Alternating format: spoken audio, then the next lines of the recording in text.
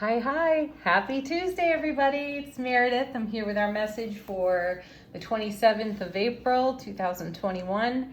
Happy super full Scorpio moon. How's that working for you?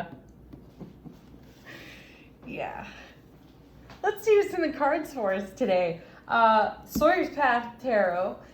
We're going to do the same 3-card formula for the energy atmosphere of the day. I nearly went into a trance shuffling this deck, so it is super zen right now. The deck's vibrating to my intuitive eye. Let's see what we've got going on in the energy atmosphere beyond this beautiful, deep, can I emphasize deep, full moon. Our first card is the sun, and I believe we had the sun in yesterday's reading too. I also, if I recall correctly, it was our last card pulled, and it's our first card pulled today. How sweet is that? So that's the story continues with the tarot, and we start out leading with the sun, happiest card in tarot. So there's an overflow, an avalanche of fulfillment, happiness, satisfaction, love, bliss, joy. Yeah, you name it, it's there. Is it any wonder Tuesday is truly my favorite day of the week? Because messages like this happen on that day almost every time. So we may be feeling a little bit wild and free and liberated, and I love that. I have been tuning in, listening to a lot of the other readers on YouTube. So appreciate their message. I've noticed a theme though, and there's been a heavy focus on relationships, relationship dramas even, and things coming to a crossroads. And while I'm not going to challenge that, because definitely we're experiencing some kind of crossroads. Now I have briefly, as in scanned the moon diary, briefly looked at our astrology, and last week we had a heavy influence of prior eclipse season energies. So the crossroads is this full moon, this beautiful Scorpio full moon.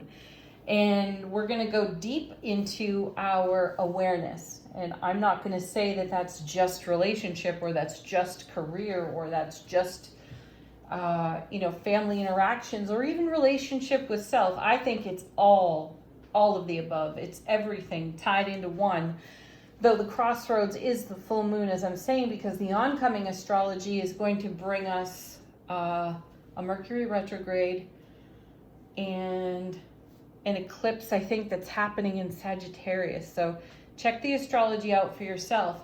So as I was talking about last week, seeing so much of the Eight of Cups and connecting so much to prior eclipse season events coming to fulfillment, here it is in this full moon. There we stand at our crossroads, and whatever that is uniquely for each and every one of us. For me personally, it's a whole bunch of things. So that's why I say don't rule anything out. Though, take heart, because the sun is here. It was in yesterday's reading, as I said. It's in today's reading now.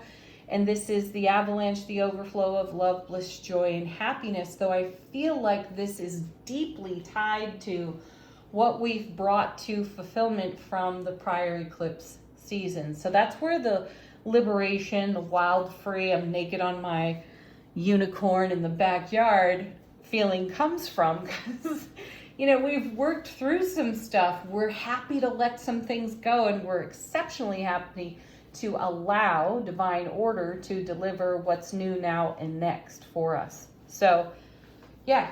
Definitely take heart in the sun being there. And our next card is seriously, one guess, everybody, just go ahead, shout it out. Death card. Woo-hoo. I love that though. I really do love that. And look, we have more of the sun, and we're sailing our ship into that sun, which is pretty sweet stuff. The white rose on the flag and the death card is all about purity, renewal. You know that this card is about simultaneous endings and beginnings. So that clarifies for us this crossroads we find ourselves at. But it's not happening where one thing gracefully comes to an end and another thing gracefully starts moving in a beginning fresh direction, right? No, it's all happening at one time synchronistically, though it's purifying for us. This adds to the energy of the sun's message, where we truly are set free from what we've let go of. I do sense, though, that there's a bit of bittersweet energy to this crossroads for some of us. So my feeling, and I have heard this from other readers as well, I just happen to agree with it, that some interesting energy gets started right now in the beginning phase of the Death card. And that beginning phase is going to take a bit of a adventurous stroll through the astrology that is in the oncoming, where we've got another eclipse coming in, we've got a Mercury retrograde. It's on the other side of those events that we will have brilliant clarity, which the sun promises now. We've got it now, but there's more to be seen, and this is something that's unfolding. Whatever this is for, it's going to be unique to each and every one of us, but it has everything to do with what we hold in heart space at this time. So this liberated, free feeling is wonderful. I really do sense that some of us have put down an incredible burden, something that we have been dragging along with us for a while, that we've been aware of too. It's not something that was an epiphany, aha, oh, I just noticed I happen to be carrying this old emotional wound, and wow. I know that happens. However, this is something we've been aware of for a while, and it's had to go by piecemeal. The let go process, and the number of times we see that card, is kind of our spiritual piecemeal of letting it go by degrees.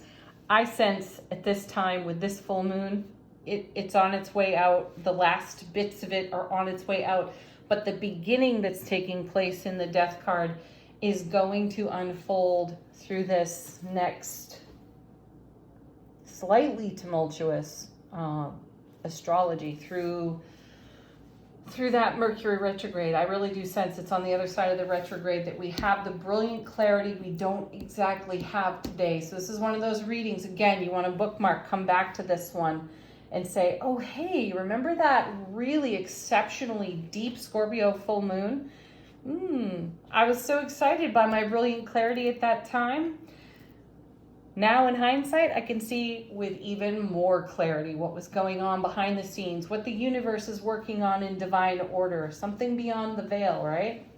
All right, let's see our next card. Wow, look at that. 3 major arcana and really exceptional cards. Now we have the Empress, and fantastic, because see, this is a card about incubation, gestation. So from this full moon to the end of the Mercury retrograde, and beyond that next eclipse that's happening in May, I think near the end of May, that's the gestational period for what's beginning here at this full moon on the Death card. It's an energy that is purified, that's renewed, that is invigorating, that is bringing even more brilliant clarity, but again, on the other side of that retrograde, but carrying this brilliant clarity of the sun, the love, the bliss, the joy, the happiness, and all things good under the sun through that whole astrological period. That's amazing. So we can consider ourselves incubating, gestating, being pregnant with what it is we will give birth to on the other side of that retrograde. And it's an enjoyable process. We're sailing into the sun through this whole process, and that's really beautiful. It also tells us that while we've had to let some things go by degrees, and it's like we pull that final Band-Aid off during this full moon, we will also welcome by degrees what is coming in. There'll be an element of grace to that as well. Oh, very sweet. Hey, not bad for a Tuesday, right? It truly is my favorite day of the week, and this is why. One of the reasons why. All right, angel answers. Ask a question if you have one. Be in the flow for a fresh message out of this deck, or get confirmation on something, related or not. Oh, yeah. This card keeps showing up for us. Perfect timing. That's divine order at work. And this is a card that says go with the flow. It's so much better than resisting or, fighting your way upstream. Just go with the flow, perfect timing, divine order. Let that happen. Because it really does grace us with some pretty fantastic surprise and delight, more than we ever anticipated when we started dreaming a dream. One of our many dreams, right? I love this card too. It's up to you. It's all up to you. This is all a choice. How do you want to feel?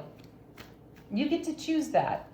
Are you going to do something habitual by rote because it's just familiar, or are you going to break out of the mold like this little being here?